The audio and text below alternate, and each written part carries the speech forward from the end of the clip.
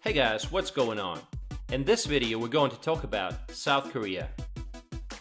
This country is equally known for its competitive modern economy and centuries-old Buddhist temples, green hilly countryside, and high-tech cities. Welcome to South Korea. Let's get started. South Korea occupies the southern part of the Korean peninsula. It has a predominantly mountainous terrain. The country has a humid continental climate in the north and a humid subtropical climate in the south. Summers are relatively hot and humid, with monsoon rains beginning near the end of June and lasting until mid to late July. Winters can be very cold. Korea prides itself on the vividness of the four seasons. The population of the country is 51.6 million. Korea's modern history is anything but simple. It was annexed by the Empire of Japan in 1910, and at the end of the Second World War, the country was divided into Soviet and American zones of occupations. After the Korean War, the country was dirt poor. Something had to be done. They had to curb corruption, introduce central planning, and begin producing everything that was required by the external market. Shoes, clothing, toys, and so on.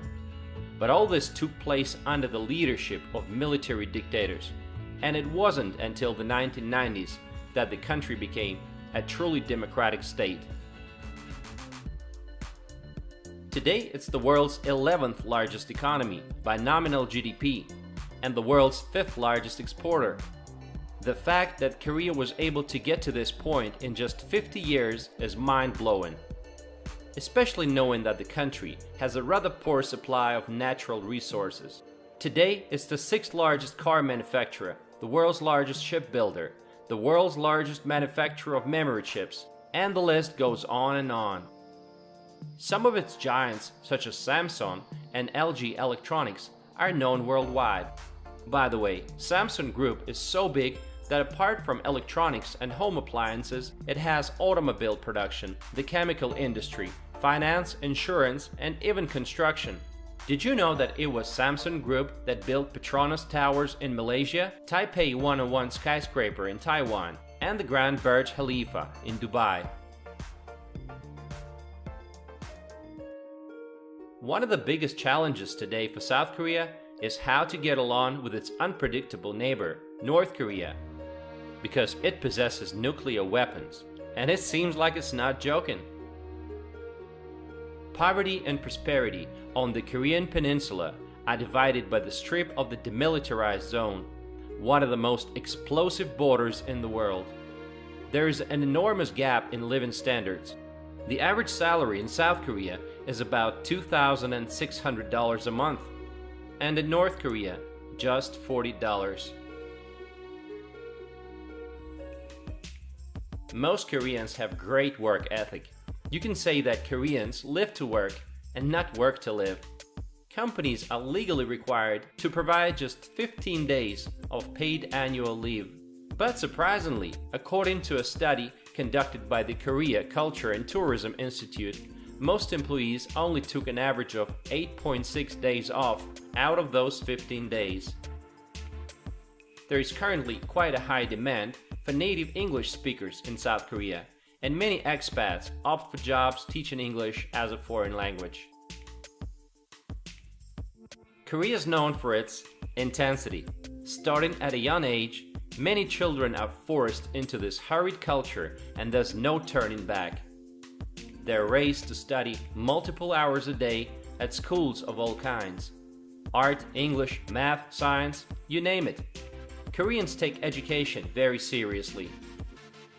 Comes as no surprise that funding of science in Korea is one of the highest in the world.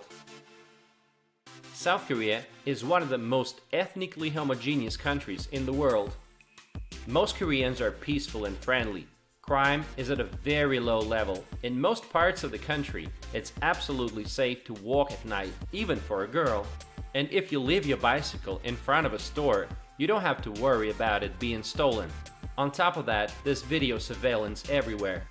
Respect for one's elders is a huge part of Korean culture. Now let's take a look at different parts of Korea.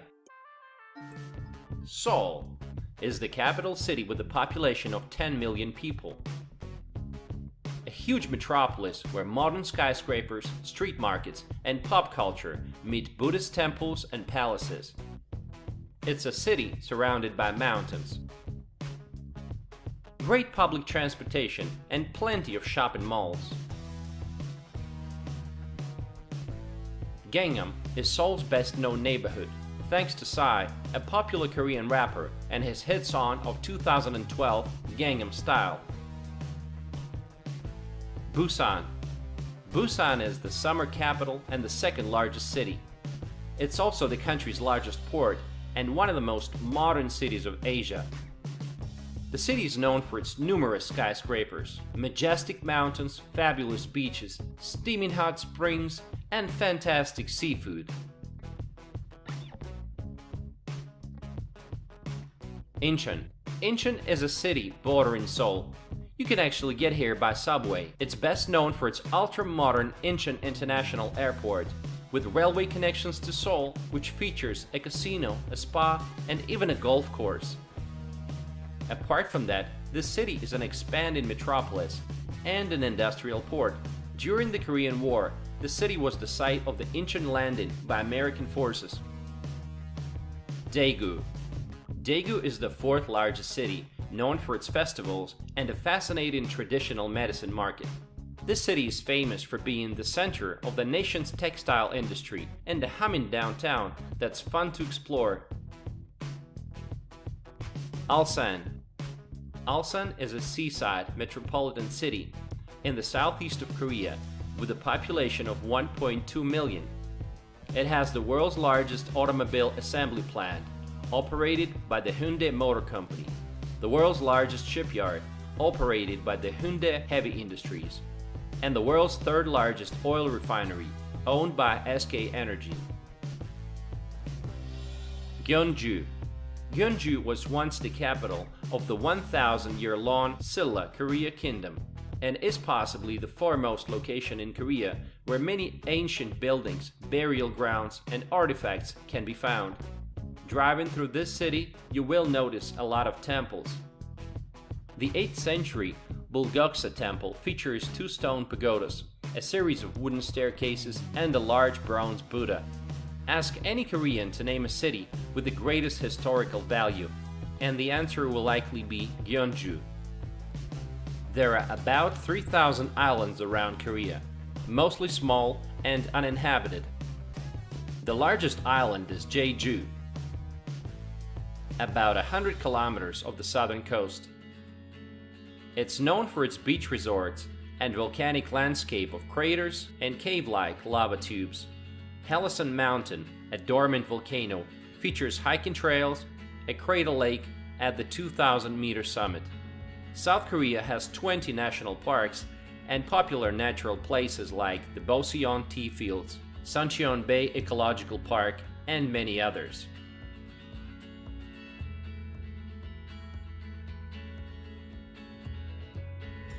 One of the most popular national parks is Seoraksan National Park.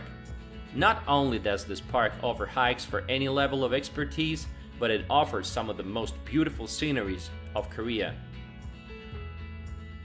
There are many parks in the cities that feature outdoor gyms, giving local residents the chance to work out for free. Some equipment uses a person's body weight to act as resistance. Similar to equipment found in many gyms, the machines have just gotten that much better. Domestic travel is incredibly efficient. One of the most convenient ways to travel between cities in Korea is by train. The KTX train, which is similar to Japan's bullet train, is able to get you from Seoul to the resort town of Busan in just 2.5 hours. There is an extensive road, rail, and ferry transport systems. South Korea is one of the leaders in many fields of medicine, especially plastic surgery. According to studies for 2011, South Korea has the highest number of surgeries per capita, even ahead of the US. A lot of Korean girls like to correct their eyelids, making their eyes bigger. Have you ever heard of the Korean wave, or K-pop? This is the penetration of Korean pop culture to other countries, as well as cinema, food, and martial arts. With this level of popularity, the trend might be reversed, and European girls will want to look like Korean. Then there's the weird side of the Korean culture.